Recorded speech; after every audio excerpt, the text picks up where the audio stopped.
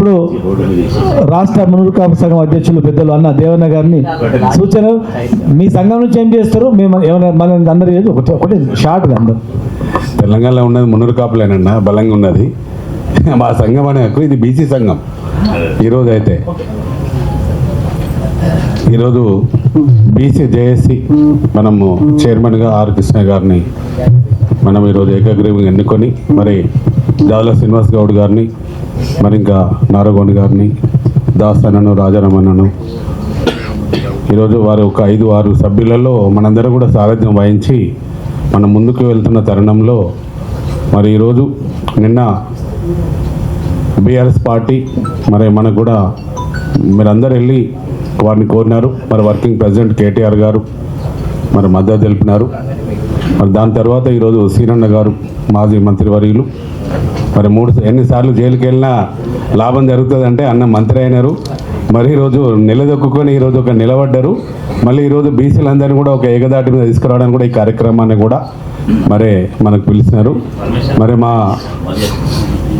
కొరు వృద్ధులు మరి ఎవరు వి హనుమంతరావు గారు యువకులు మరి వారు కూడా ఈరోజు కాంగ్రెస్ పార్టీ నుంచి రావడం జరిగింది. మా పుట్ట మదన్న మరి అందరు కూడా ఈ కార్యక్రమంలో పెద్దలందరూ వేదిక మీద ఉన్న బీసీ సంఘాలు, యువకులు, విద్యార్థులు, మహిళా సోదరమణులు అందరూ కూడా గత ఈ వారం రోజుల నుంచి కూడా నేను కూడా అన్నిట్లలో పాల్గొంటున్నాను.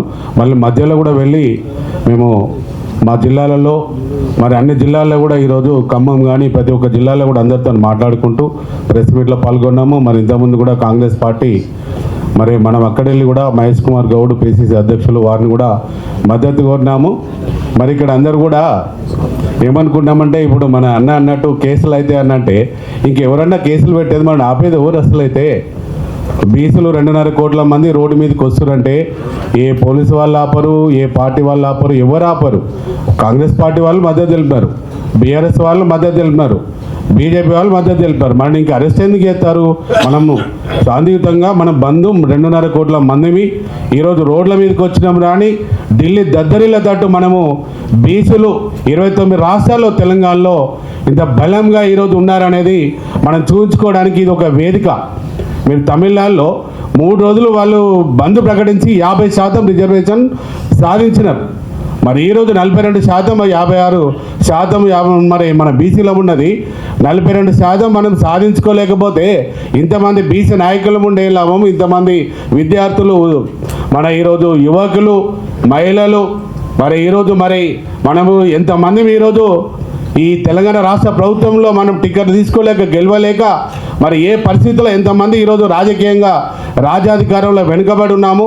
ఎట్టి పరిస్థితుల్లో మనం ఇది 42% రిజర్వేషన్ సాధించుకోవడం కోసం రేపు ఒక్కరోజే కాదు ఈ బీసీ జేఏసీ కంప్లీట్గా 42% రిజర్వేషన్ సాధించుకునేందుకు అనేది కృషి చేయాలి.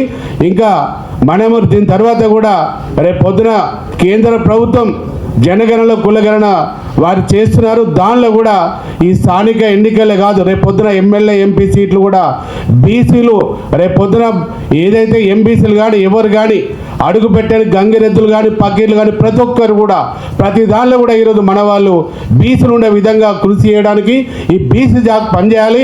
నేనైతే జాదుల శ్రీనివాస్ గౌడ్ అని చెప్తున్నాను.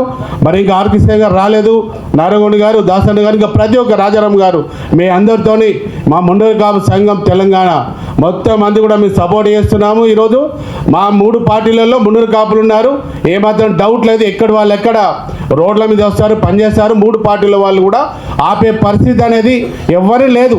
మనం కోఆర్డినేషన్ చేసుకొని సీనన్న గారు చెప్పినట్టు ఎవరెవరు ఏ బాధ్యత తీసుకుంటాం, ఎట్లా మన బంద్ను విజయవంతం చేసుకుందాం. సినిమాలో చిన్నప్పుడు చూస్తాం భారత్ బంద్ అంటే ఇలా ఉంటుంది అనేది, అలా మనం చూపించుకోవాలి. కానీ రైలు తగులబెట్టడమో బస్సులు తగులబెట్టడమో ఇది ఇటువంటి దయచేసి మనం చేసుకోకుండా మన బలము బీసీలు ఇంత బలంగా ఉన్నారు అనేది 3 పార్టీలు మనకు సంఘీభావం తెలియజేశారు. కాబట్టి అందరినీ కలుపుకొని మనం రేపటి నుంచే ఎవరి యుద్ధ ప్రాతిపాదిక మీద ఎవరి కమ్యూనిటీ వాళ్ళను, ఎవరి బీసీ సంఘాల ఉన్న వాళ్ళను, రాజకీయంలో ఏ పార్టీలో ఉన్న వాళ్ళను కూడా ఎవరికి వాళ్ళు కోఆర్డినేషన్ చేసుకోవాలి. ఈరోజు సీనన్న చెప్పినారు లారీలు అంటే అడ్డం పెట్టమన్నారు, ఒక్క దగ్గర అడ్డం పెట్టమంటారు. ఇంకా కూడా ఎవరి వాళ్ళు పనిచేసుకోవాలని కోరుతూ మనకి అవకాశం ఇచ్చిన అందరికీ బీసీ కుల బాంధవులందరికీ నా హృదయపూర్వక కృతజ్ఞతలు తెలియజేస్తున్నా. Thank you. జై మునుగు కాపు, జై పటేల్.